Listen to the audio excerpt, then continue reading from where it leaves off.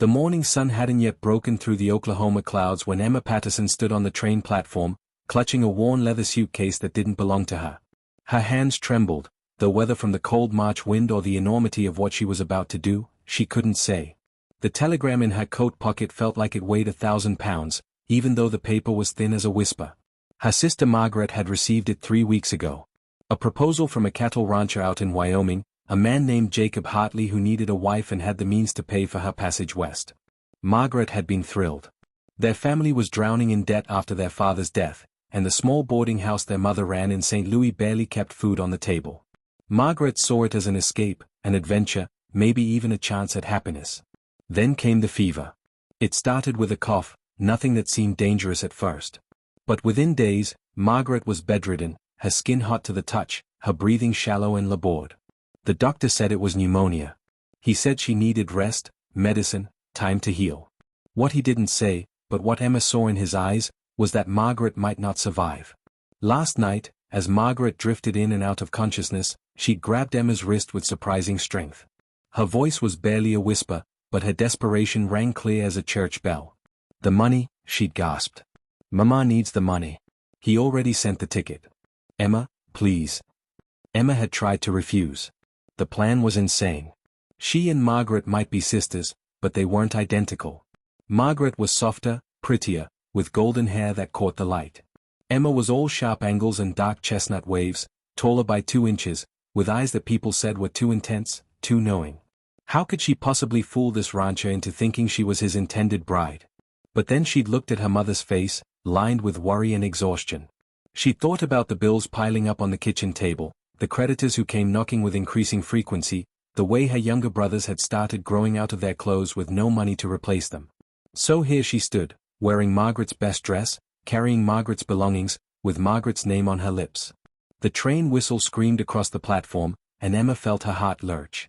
Passengers began moving toward the cars, a river of humanity flowing west toward new lives, new chances, new mistakes. She joined them, showing her ticket to the conductor, who barely glanced at her face before waving her through. Inside, the car smelled of coal smoke and unwashed bodies. Emma found a seat by the window and pressed her forehead against the cool glass. The train lurched forward with a groan of metal and steam, and St. Louis began to slide away behind her. She watched the familiar streets disappear, replaced by open fields, then rolling hills, then endless prairie that stretched to the horizon like an ocean of grass. For 3 days, she sat in that uncomfortable seat, practicing Margaret's delicate handwriting, rehearsing Margaret's gentle laugh, trying to soften the edges of her own personality. She brought her sister's diary and read it cover to cover, memorizing the small details Margaret had shared in her letters with Jacob Hartley. He raised cattle on 5,000 acres. He was 32 years old. He'd been married once before, but his wife had died in childbirth along with their son. He needed help running his household, and he'd been honest about his expectations in a way that Margaret had found refreshing. Emma had no such illusions about romance. This was a transaction, pure and simple. She would play her part, help her family escape poverty, and figure out the rest as she went. The lie sat heavy on her conscience, but not as heavy as the thought of her mother losing everything. When the train finally pulled into the station at Redemption Ridge, Wyoming, Emma's stomach was twisted into knots. She gathered her suitcase, smoothed down her skirts, and took a deep breath. Through the window, she could see a tall figure standing on the platform, broad-shouldered and still as stone, a hat pulled low over his eyes. Jacob Hartley was waiting for his bride. The platform at Redemption Ridge was nothing like the grand station Emma had left behind in St. Louis. It was barely more than a wooden deck with a small shelter, surrounded by vast stretches of wilderness that seemed to swallow the horizon whole. Mountains rose in the distance like the jagged teeth of some sleeping giant, their peaks still capped with snow despite the approaching spring. Emma's boots hit the weathered planks with a hollow thud that seemed too loud in the thin mountain air. She clutched her suitcase tighter, her eyes scanning the handful of people waiting beside the tracks. Most were locals, greeting family or collecting supplies. But one man stood apart from the others, and even from a distance, Emma knew it was him. Jacob Hartley was taller than she'd imagined, well over 6 feet, with shoulders that spoke of years of hard physical labor. He wore work clothes rather than Sunday best, dark trousers and a shirt with sleeves rolled to his elbows despite the chill. His face was shadowed beneath the brim of his hat, but she could see the strong line of his jaw, weathered and sun-darkened. He didn't move as she approached, didn't smile or wave. He simply watched her with an intensity that made her breath catch. She forced herself to walk toward him, each step feeling like a small betrayal of her sister and herself. When she was close enough to see his eyes beneath the hat's shadow, she nearly stumbled. They were a startling pale blue, almost silver in the afternoon light, and they studied her with a thoroughness that made her feel transparent. For a long, terrible moment, neither of them spoke. Emma's rehearsed greeting died on her lips. He was looking at her the way a horse trader might examine a mare, assessing quality and value with professional detachment. She lifted her chin, refusing to be cowed, meeting his gaze with her own direct stare. Finally, he spoke. His voice was deep, roughened by years of shouting orders across open range. "You're not what I expected." Emma's heart stopped. He knew. Somehow, impossibly, he knew. Her mind raced, searching for an explanation, an excuse, a way to salvage this disaster before it fully unfolded. But before she could respond, he continued. "The letters made you sound softer. Gentler." He stepped closer, and she caught the scent of leather and sage. "You've got steel in your spine. I can see it in how you stand, how you look at me without flinching." His eyes narrowed slightly. "The work out here is harder than anything you've known in the city. Most women who come west thinking they'll make a life end up running back to civilization within a year." Emma found her voice, though it came out steadier than she felt inside. "I don't run from hard things, Mr. Hartley." A ghost of something that might have been approval flickered across his face. "Jacob. If you're going to be my wife, we can skip the formalities." He reached for her suitcase, and his hand brushed hers. The contact was brief, impersonal, but it sent a jolt through her that she hadn't anticipated. "I'll take you to the ranch. We'll be married tomorrow morning if you're still willing. The preacher comes through town once a month, and he's here now. It's good timing." Tomorrow. The word hit her like a physical blow.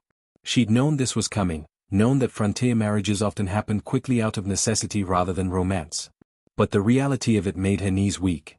So fast. The question escaped before she could stop it.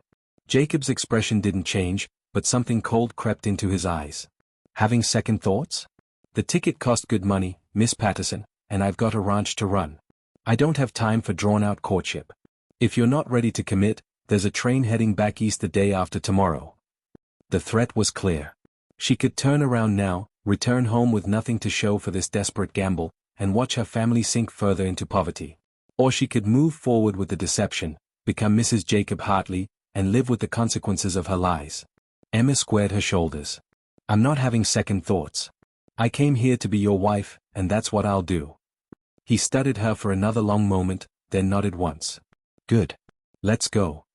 His wagon was waiting at the edge of town, a sturdy vehicle designed for work rather than comfort. He loaded her suitcase into the back with an efficiency that spoke of long practice, then offered his hand to help her up onto the seat.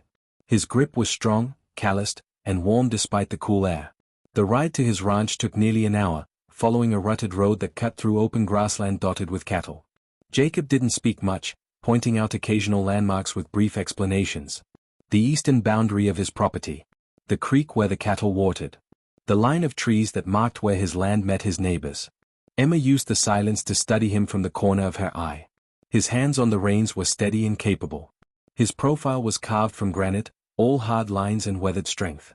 There was something almost brutal about his masculinity, a raw power that came from years of surviving in an unforgiving landscape. He wasn't handsome in the conventional sense, but there was something compelling about him, something that drew the eye and held it. When the ranch house finally came into view, Emma felt her stomach drop. It was larger than she'd expected, a two-story structure built from logs and stone, solid and enduring. Smoke rose from the chimney, and several outbuildings dotted the surrounding area. This was a working ranch, prosperous and well-maintained. Jacob pulled the wagon to a stop in front of the house. "I'll take you," he said, and for a moment, Emma didn't understand. Then he continued, "as my wife. Tomorrow morning. No matter what secrets you're carrying behind those sharp eyes of yours." Emma's blood turned to ice in her veins. Jacob climbed down from the wagon with deliberate slowness, his boots hitting the dirt with solid thuds that matched the pounding of her heart. He walked around to her side and stood there, looking up at her with those piercing silver blue eyes that seemed to see straight through every carefully constructed lie. "I don't know what you mean," she managed, but her voice wavered, betraying her. Jacob reached up and lifted her down from the wagon seat with hands that spanned her waist. He set her on the ground but didn't release her immediately. The woman who wrote those letters, he said quietly, used words like delighted and ever so pleased. She dotted her eyes with little circles. You look at me like you're calculating angles and distances, figuring out whether you could outrun me if you needed to. Emma's mouth went dry. She wanted to deny it, to maintain the fiction she'd traveled so far to protect, but something in his directness made her own lies feel impossible to sustain. Are you calling me a liar? I'm calling you a survivor. His hands dropped away from her waist, leaving her feeling strangely unmoored. And I'm saying I don't care. The world tilted. You don't care? Jacob turned and began unloading her suitcase. I needed a wife who could handle this life. The woman in those letters sounded too fragile for Wyoming winters, too soft for the isolation. But you? He glanced back at her. You've got something harder in you. Something that won't break the first time things get difficult. Emma followed him toward the house, her mind reeling. Why would you still want to marry me if you think I'm lying to you? He stopped at the door, his hand on the latch. When he looked at her, there was something bleak in his expression, a loneliness so deep it made her chest ache. Because I'm desperate enough not to be particular about which woman I marry, as long as she stays. As long as she works. As long as she doesn't run when she sees what this life really is. He pushed open the door and gestured for her to enter. The interior of the house was surprisingly well kept, though it bore the unmistakable marks of a home without a woman's touch. The furniture was sturdy and functional, the floors clean but undecorated. A fire crackled in the stone fireplace, and the smell of coffee lingered in the air. Mrs. Chen comes 3 times a week to cook and clean, Jacob explained, setting her suitcase down. She's the wife of one of my ranch hands. She'll teach you what you need to know about running the household, if you don't already know. Your room is upstairs, second door on the right. My room? Emma repeated. I thought we were getting married tomorrow. Jacob removed his hat and hung it on a peg by the door. Without it, she could see his face more clearly. There were lines around his eyes, marks of squinting into the sun and wind. A scar cut through one eyebrow, pale against his tanned skin. We are. But I won't touch you until you're ready to be touched. Could be a week, could be a year. I need a partner for this ranch, not just a warm body in my bed. The frank honesty of his words shocked her more than any crude proposition would have. Emma had expected many things from this arrangement, but not respect. Not patience. What if I'm never ready? He met her eyes, and for the first time, she saw a flicker of vulnerability in his expression. Then I'll have made a bad bargain. But at least the house will run smoothly, and I won't be eating Mrs. Chen's overcooked stew 3 times a week. Despite everything, despite the fear and uncertainty churning in her stomach, Emma felt the corner of her mouth twitch. Is her stew really that bad? Like eating boot leather in dishwater. The ghost of a smile crossed his face, transforming him for just a moment into someone younger, someone who might have known how to laugh before life carved the softness out of him. The front door opened suddenly, and a young Chinese woman entered carrying a covered basket. She stopped short when she saw Emma, her eyes widening with surprise. Mr. Hartley. You didn't tell me you'd be bringing your bride home today. Mrs. Chen, this is Margaret Patterson. Margaret, this is my Chen. She keeps this place from falling apart around my ears. Emma felt the name stick in her throat, but she forced a smile. Please, call me Emma. The words were out before she could stop them, her real name slipping free like a bird from a cage. She saw Jacob's eyes narrow fractionally, filing away this new piece of information, but he didn't contradict her. Mrs. Chen bustled forward, her face lighting up with genuine warmth. Oh, how wonderful. I'm so happy Mr. Hartley will finally have someone here with him. This house has been too quiet, too sad for too long. She set her basket on the table and began unpacking what looked like the components of dinner. You must be exhausted from your journey. Sit, sit. I'll make tea. Emma sank into a chair at the heavy wooden table, grateful for something to do with her trembling hands. Mrs. Chen chatted as she worked, asking questions about the journey and exclaiming over the distance Emma had traveled. Jacob excused himself to tend to the horses, leaving the 2 women alone. When Mrs. Chen poured the tea, she leaned in close, her voice dropping to a conspiratorial whisper. Mr. Hartley is a good man, but has been hurt. His first wife, she died 3 years ago, along with their baby boy. He doesn't talk about it, but the grief is still there, like a wound that won't fully heal. Be patient with him. Emma wrapped her hands around the warm cup, absorbing this information. It explained the bleakness she'd seen in Jacob's eyes, the walls he'd built around himself. I'll do my best. Mrs. Chen patted her hand. That's all any of us can do. The morning of the wedding dawned cold and clear, with frost still clinging to the grass outside Emma's window. She'd barely slept, lying awake in the comfortable bed in her room, staring at the ceiling and trying to reconcile the enormity of what she was about to do. By sunset today, she would be Mrs. Jacob Hartley, bound by law and God to a man she'd known for less than 24 hours, living a lie that grew heavier with every passing moment. Mrs. Chen had left a dress hanging on the wardrobe door, a simple but elegant gown in deep blue wool that fit Emma's tall frame surprisingly well. She dressed slowly, her fingers fumbling with the buttons, and stared at her reflection in the small mirror. The woman looking back at her seemed like a stranger, someone playing at being a bride when she was really just a frightened girl trying to save her family from ruin. A knock at the door made her jump. "It's time," Jacob's deep voice called from the hallway. "The preacher's waiting at the church." The church in Redemption Ridge was a modest white structure at the edge of town, its steeple pointing toward the vast Wyoming sky like an accusation. Jacob helped her down from the wagon, his touch impersonal but steady, and led her inside. The interior was cool and dim, lit by sunlight filtering through plain glass windows. The preacher stood at the altar, an elderly man with kind eyes and a worn Bible clutched in his gnarled hands. There were no guests, no flowers, no music. Just Emma and Jacob standing before God and the law, about to make promises that felt both sacred and fraudulent. Mrs. Chen and her husband served as witnesses, standing off to the side with encouraging smiles. The ceremony was brief and matter-of-fact. The preacher spoke of commitment and duty, of the sanctity of marriage and the responsibilities of husband and wife. Emma heard the words as if from a great distance, her mind floating somewhere outside her body. When it came time to speak her vows, she heard herself say "I do" in a voice that didn't sound like her own. Jacob's responses were delivered in his characteristic deep monotone, devoid of emotion but carrying a weight of finality that made her shiver. When the preacher pronounced them man and wife, Jacob lifted her hand to his lips and pressed a brief, formal kiss to her knuckles. His eyes met hers, and she saw a question there, a silent inquiry about whether she would run now that the deed was done. Emma lifted her chin and held his gaze. She wouldn't run. She'd made her choice, and she would live with it.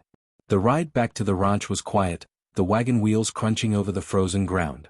Emma twisted the simple gold band Jacob had placed on her finger, feeling its unfamiliar weight. She'd expected to feel trapped, caged by the vows she'd just spoken. Instead, she felt strangely untethered, as if she'd cut all the ropes connecting her to her old life and was now drifting in unknown waters. That evening, Mrs. Chen had prepared a wedding supper, a feast spread across the dining table that must have taken hours to make. Roasted chicken, fresh bread, vegetables preserved from last year's garden, and a pie made with dried apples. It was more food than Emma had seen in months, a reminder of the prosperity this marriage had brought her into. Jacob ate in silence, his attention focused on his plate. Emma picked at her food, her stomach too knotted with anxiety to allow much appetite. Mrs. Chen kept up a cheerful stream of conversation, seemingly unaware of or deliberately ignoring the tension between the newlyweds. When the meal was finished and Mrs. Chen had left for the night, Emma and Jacob sat in the parlor, a fire crackling between them. The silence stretched, uncomfortable and heavy. Finally, Emma couldn't bear it any longer. "You said yesterday that you knew I was lying. What gave me away?" Jacob looked up from the whiskey he'd been contemplating. "The hands." "My hands?" He gestured with his glass. "The woman in the letters mentioned playing piano, doing needlework. Gentle hobbies. Your hands have calluses. You've done hard work, the kind that leaves marks. And the way you carried that suitcase yesterday, like you were used to carrying heavy things. Margaret Patterson might have written those letters, but you're someone else. Someone who's lived a harder life." Emma's breath caught. He'd noticed so much, pieced together so much from the smallest clues. "Are you angry?" "Angry?" Jacob took a sip of whiskey, considering. "No. Curious, maybe. Wondering what circumstances brought you here wearing another woman's name." He leaned forward, elbows on his knees. "But I meant what I said yesterday. I don't care about the deception as long as you stay and do the work. This ranch needs a woman's hand, and I need someone I can depend on." "Margaret is my sister," Emma heard herself say. The truth spilled out of her like water from a broken dam. She was supposed to come. She wanted to come. But she got sick, pneumonia, and she couldn't travel. My family needed the money you'd sent, needed the security of this arrangement. So I took her place. Jacob listened without interrupting, his face unreadable in the firelight. When she finished, He was quiet for a long moment. Is she going to recover? Your sister? I don't know. I pray she will, but when I left, the doctor wasn't optimistic. And if she does recover? If she wants to come here and claim the life you've taken? The question struck Emma like a physical blow. She hadn't allowed herself to think that far ahead, hadn't considered what would happen if Margaret survived and discovered what Emma had done. I don't know, she whispered. I suppose that's a bridge I'll cross when I come to it. Jacob stood and walked to the window, staring out at the darkening landscape. My first wife's name was Catherine. She was beautiful, delicate, exactly the kind of woman a man was supposed to want. We married because it was expected, because our families wanted the alliance. He paused, his reflection ghostly in the glass. She hated it here. Hated the isolation, the hard work, the endless wind. She cried every night for the first year. When she got pregnant, I thought maybe it would give her something to live for, something to anchor her here. Emma sat frozen, afraid to speak, afraid to break whatever spell had loosened his tongue. But the birth went wrong. The baby was too big, came too early. The doctor couldn't get here in time. I held her hand and watched her slip away, knowing I'd brought her to this place that killed her. The baby didn't even live long enough to be named. The weight of Jacob's confession hung in the air between them like smoke. Emma rose from her chair and moved to stand beside him at the window, drawn by the raw pain in his voice. Outside, the moon had risen over the mountains, casting silver light across the endless prairie. It was beautiful and terrible, this landscape that demanded everything from those who tried to tame it. I'm sorry, Emma said softly. For your loss. For everything you've endured. Jacob turned to look at her, and in the dim light, she saw his face stripped of its usual hardness. I tell you this so you understand what you've walked into. This place, this life, it's not forgiving. I won't lie to you and say marriage to me will be easy or romantic. I'm offering you work and security and a roof over your head. In return, I need someone strong enough to survive here. Emma held his gaze, feeling the truth of her own strength settling into her bones. She thought of her sister, delicate Margaret, who loved pretty things and gentle music, who would have withered in this harsh climate like a hothouse flower transplanted to rocky soil. Then she thought of herself, Emma, who'd scrubbed floors to keep her family fed, who'd negotiated with bill collectors and held her household together through sheer force of will. I am strong enough, she said, and for the first time since she'd stepped off that train, she believed it completely. I won't lie and say I came here for noble reasons. I came because my family was drowning, and this seemed like the only lifeline. But I'm not afraid of hard work, and I don't break easily. Something shifted in Jacob's expression, a wall coming down brick by careful brick. Then maybe we can make this work. Not as the romantic fantasy Margaret's letters promised, but as something real. A partnership built on honesty. Honesty, Emma repeated, tasting the word. Then I should tell you my full name. It's Emma Louise Patterson. Margaret is my younger sister by 3 years. Our father died 2 years ago and left us with nothing but debts. I've been keeping our family afloat through sheer stubbornness, but we were losing ground every day. She swallowed hard. When Margaret got sick, I saw this as a chance to save all of us. I knew it was wrong to deceive you, but I did it anyway. Jacob was quiet for a long moment, processing this. Then he did something Emma didn't expect. He smiled, a real smile that transformed his harsh features into something almost boyish. Emma Louise. It suits you better than Margaret ever did. Emma sounds like someone who gets things done. The tension between them eased, replaced by something tentative but genuine. Jacob poured another whiskey and, after a moment's hesitation, poured one for Emma as well. They sat together by the fire, and for the first time, their conversation flowed naturally. He told her about the ranch, about the challenges of raising cattle in Wyoming's unforgiving climate. She told him about St. Louis, about her brothers and her mother, about the small triumphs and large struggles of keeping a family intact. As the night deepened, Emma felt something unexpected blooming in her chest. Not love, not yet, but the foundation upon which love might someday grow. Respect. Understanding. The recognition of two people who'd both been battered by life and had somehow remained standing. The weeks that followed were a revelation.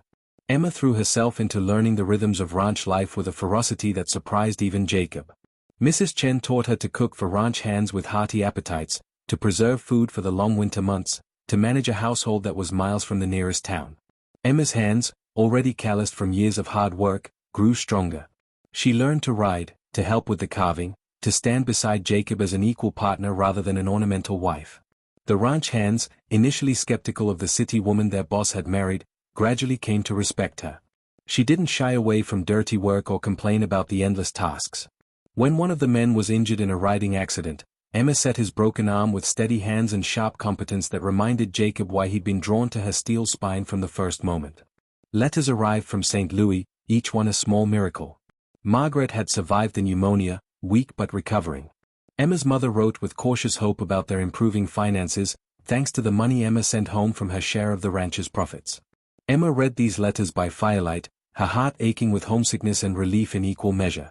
One evening, as autumn painted the mountains in gold and crimson, Emma found Jacob in the barn, checking on a mare about to fall.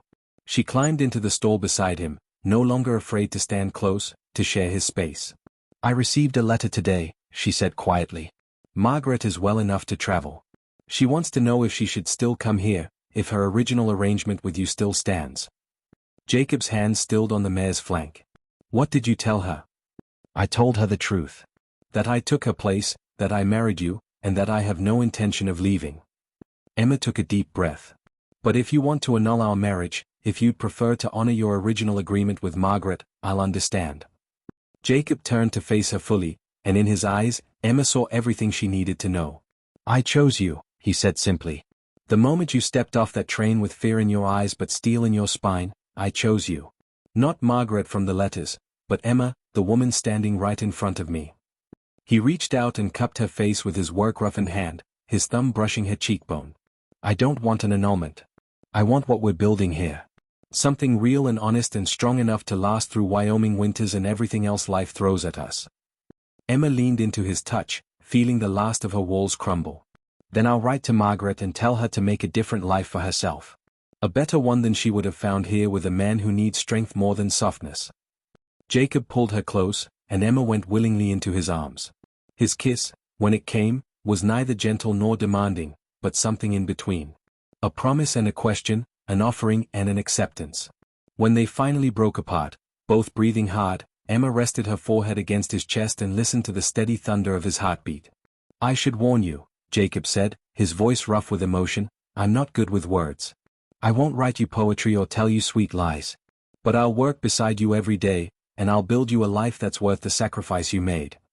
Emma looked up at him, this hard man who'd been softened by loss and was learning to hope again.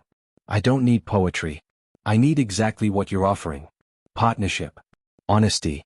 A place where I can be strong without apologizing for it."